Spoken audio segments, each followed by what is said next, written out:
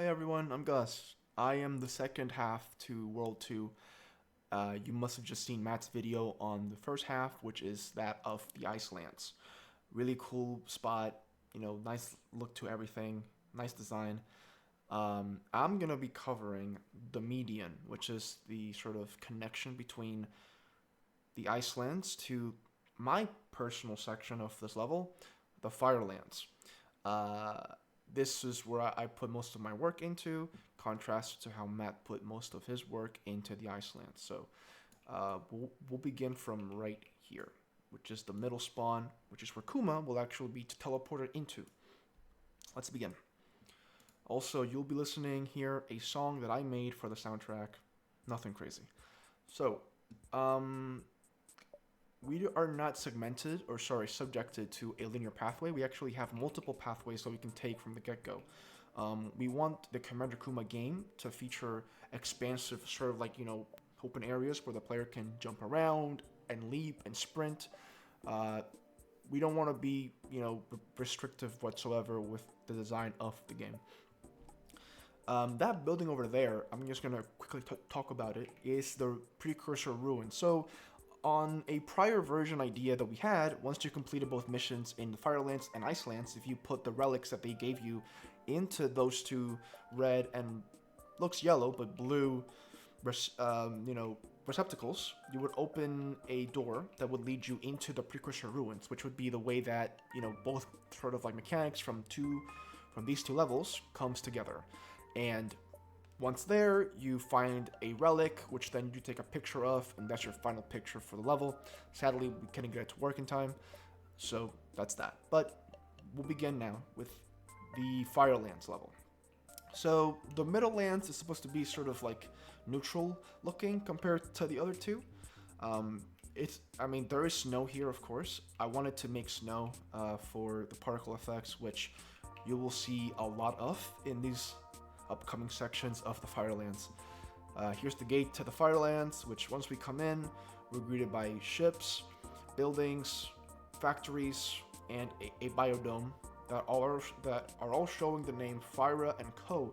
This is the research and geological team that have taken hold of the Firelands and are conducting surveys and experiments throughout the lands for their own purposes. We don't really know what those are so far, but we just know that they have a pretty big hold of the place. So we go past these dead trees here, and into the first photo op of the level, which is the volcano erupting irrevocably. So let's go here. The camera zooms out just like that. We get a little pan view of the volcano, zooms up the top, and you see the inside of it and how leaky it is. This here is a tether point, which works as a checkpoint system. So before Commander Kuma will fall, say like into the lava or a dangerous surface, he will be pulled back immediately by the tether.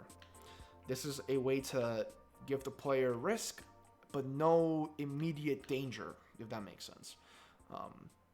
We don't want the player to be scared about what they're going through in this game. So we couldn't go from the top, so we had to go down. This path is obviously not meant to be for this, but with the features of the exosuit, we're able to use the booster paths, which though not modeled here, we can use them to traverse the environment and get ourselves up to the surface. And there we go. So okay, here we have what seems to be a fire escape, which the sort of stair system has fallen. This place seems in a little bit of disrepair, to be honest, but that is the whole point of the Firelands. Let's see what the biodome has to offer. So this is sort of like the NPC hub, where the NPCs will all like hang out and talk to each other.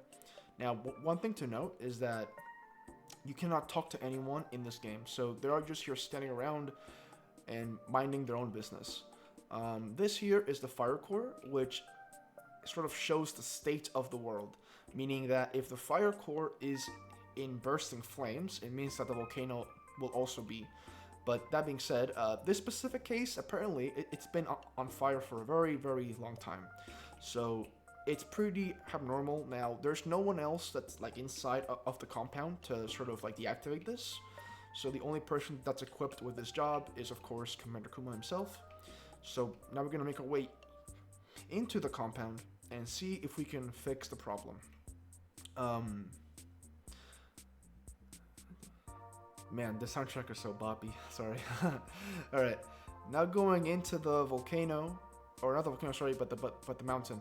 We have our first gameplay beat proper, which is just hopping around these rocks of lava, or sorry, rocks that are surfaced around lava, and also the second photo op of this level, which is gonna be a photograph of the lava waterfalls next to the Fire and Co. research stations. Just like this. There you go. Right. So we're not gonna keep making our way through here. This next bit, we cannot finish in time. Matt probably talked about it in his video, I'm pretty sure, which has to do with the moving rocks or the moving, the moving actors. These are at a pretty steep angle. Sadly, though, the physics system did not work, and we basically chose to scrap it. But it's still here to show that, in the future, it could operate and work well, especially with the design of the Firelands, which I must say is all very vertical compared to how, horizontal the Icelands were. Also, we have our second, or not second, but our third checkpoint there. Here's our fourth one. And the next gameplay beat is this puzzle. Now, I also cannot get this to work properly. I would get it to shake, but once you step on them, they wouldn't get destroyed or anything. So sadly, I couldn't get that to work. But what we do have is color coding, so we know which rocks to stand on and which ones to not. So the ideal prototype would have been that the red rocks shake, meaning that if the player stands on them, they will be dropped into the lava immediately. Of course, we have a green path here, so we're just gonna take this path, which will probably not get us synced into the lava, I'm pretty sure. Alright, cool. Yeah, we did it. So, more research stations from Fire & Co., some unknown mineral to us, strung along the walls. And here is the first massive base of Fire & Co. inside of the mountains. These are, of course, air vents here, as you can probably tell from the particle effects that are flowing from the particle system, showing the airflow going up, of course. These air vents are obviously needed here because of how cold it gets, or how hot it gets, sorry, in the Firelands. So we're gonna use the advantage of these and have them lead us up to the top, just like that.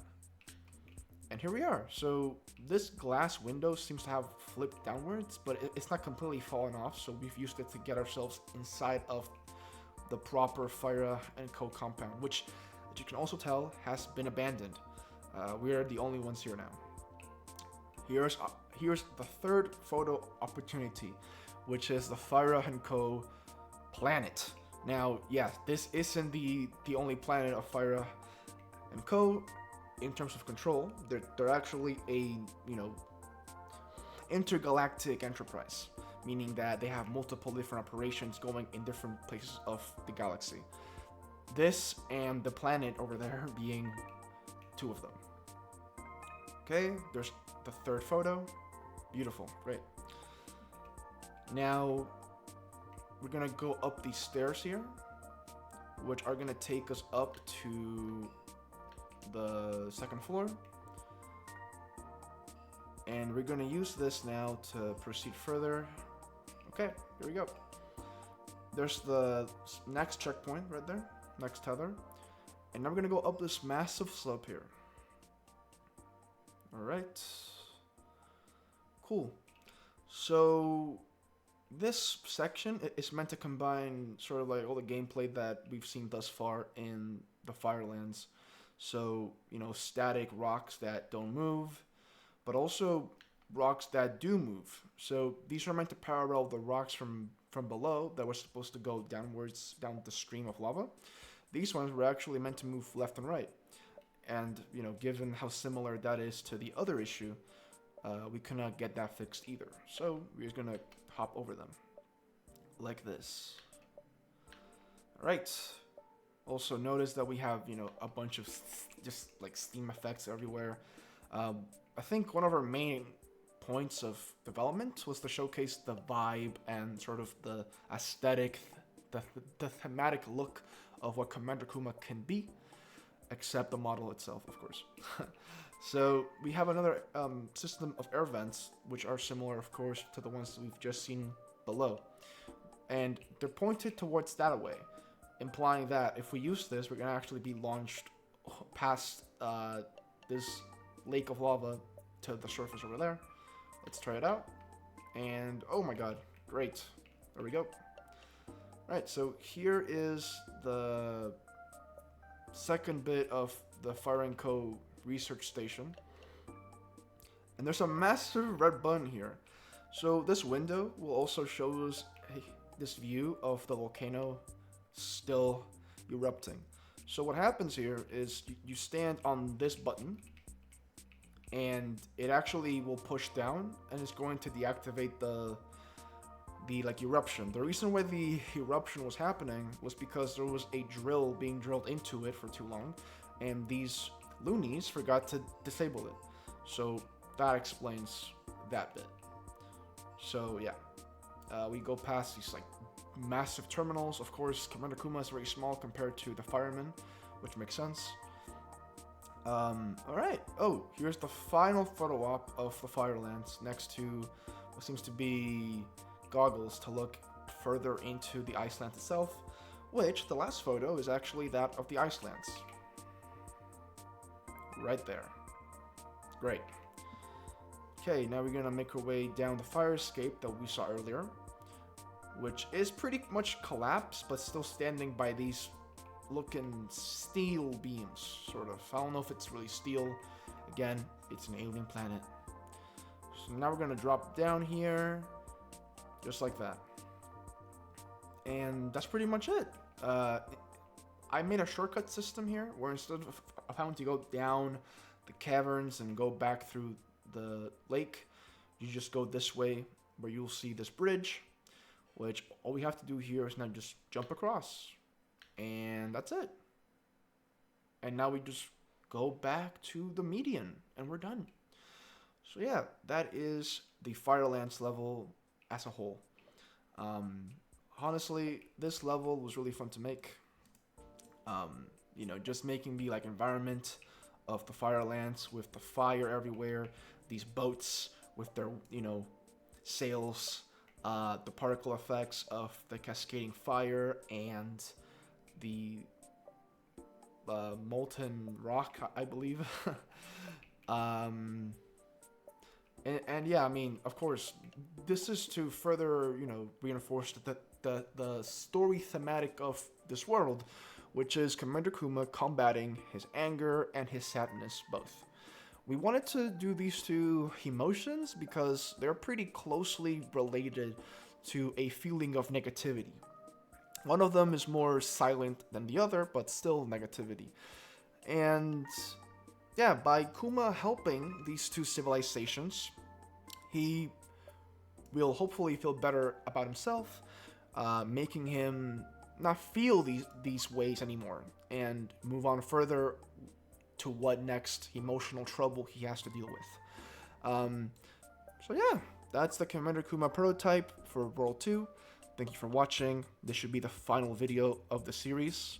So yeah, hope that you've enjoyed Team Alpha's showcase of this project. And for further questions or just feedback, you know, let me know through the comment section of this video or through personal messaging if you have me there. So yeah, thank you for everything, and have a good rest of your day, night, morning, evening, afternoon, or any of those in between. Okay, bye bye.